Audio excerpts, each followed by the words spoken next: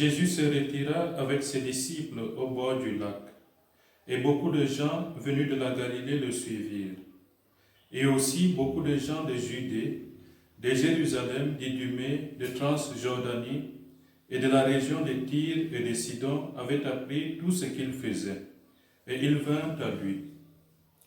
Il dit à ses disciples de tenir une barque à sa disposition pour qu'il ne soit pas écrasé par la foule, car il avait fait beaucoup de guérisons, si bien que tous ceux qui souffraient de quelque mal se précipitaient sur lui pour le toucher. Et lorsque les esprits mauvais le voyaient, ils se prosternaient devant lui et criaient, « Tu es le Fils de Dieu. » Mais il leur défendait vivement de le faire connaître. Acclamons la parole de Dieu. Louange à toi, Seigneur. Frères et sœurs, depuis une semaine maintenant, nous avons assisté au combat de Jésus. Combat pour clarifier, ou du moins pour accomplir les préceptes de la loi. Car notre Seigneur n'est pas venu abolir, mais accomplir. Et dans ces préceptes, on a vu la question du jeûne, la question du respect du sabbat, et le Seigneur nous disait aussi le rôle et la prééminence de la dignité humaine face à tous nos préceptes, tout ce que nous considérons comme loi. L'être humain doit être au centre de nos préoccupations. Le sabbat, disait-il, l'homme n'a pas été fait, disait-il, pour le sabbat, mais le sabbat pour l'homme. Il y avait une question très récente que nous avons écoutée. Qu'est-il permis de faire le jour du sabbat? De tuer une vie ou alors de faire en sorte que l'homme vive? Et la question du Seigneur était claire, c'était de donner la vie à l'homme. Aujourd'hui, nous voyons qu'après ces luttes, après que les pharisiens se soient rassemblés pour réfléchir comment faire périr Jésus, le Seigneur s'éloigne. Il va au bord du lac.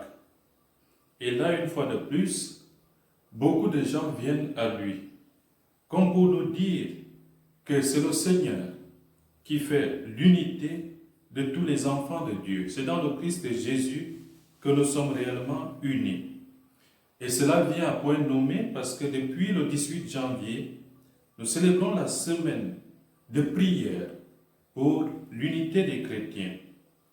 Et cette semaine devrait aussi nous permettre de voir qu'au-delà de nos différences culturelles, au-delà de toutes nos différences raciales, au-delà de toutes nos différences de religion, nous sommes tous unis dans le Christ Jésus.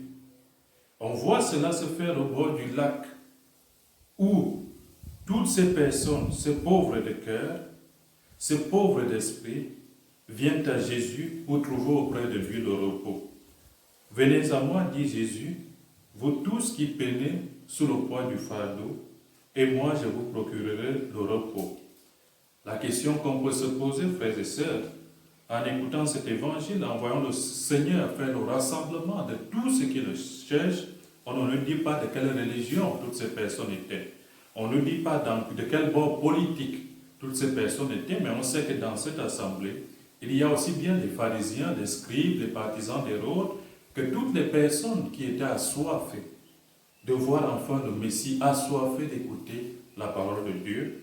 La question qu'il faut qu'on se pose aussi est celle de savoir qu'est-ce que je fais autour de moi? Est-ce que je suis le ferment d'unité entre mes frères et sœurs? Est-ce que je suis le ferment d'unité dans ma communauté sociale, ma communauté ecclésiale? Est-ce que je suis le ferment d'unité dans mon lieu de service? Voilà, je crois, aujourd'hui, ce à quoi on devrait prier, c'est demander à l'Esprit Saint de nous donner la grâce d'être réellement des hommes et des femmes d'unité, des hommes et des femmes qui ne sont pas là pour freiner cette unité, mais qui sont là pour permettre à cette unité dans le Christ de se déployer dans le monde, de se déployer dans l'Église. Prions, frères et sœurs, notamment pour toutes nos communautés divisées, en commençant par nos familles respectives. Prions afin que l'Esprit Saint fasse de nous des hommes et des femmes qui sont ferments d'unité et non pas ferments de division. Et prions pour tous ces pays dans le monde qui traversent justement des luttes intestines par manque justement d'unité, et demandons au Seigneur de susciter du milieu de nous des hommes et des femmes de paix. Amen. Oh, we lift our voice and sing, hallelujah.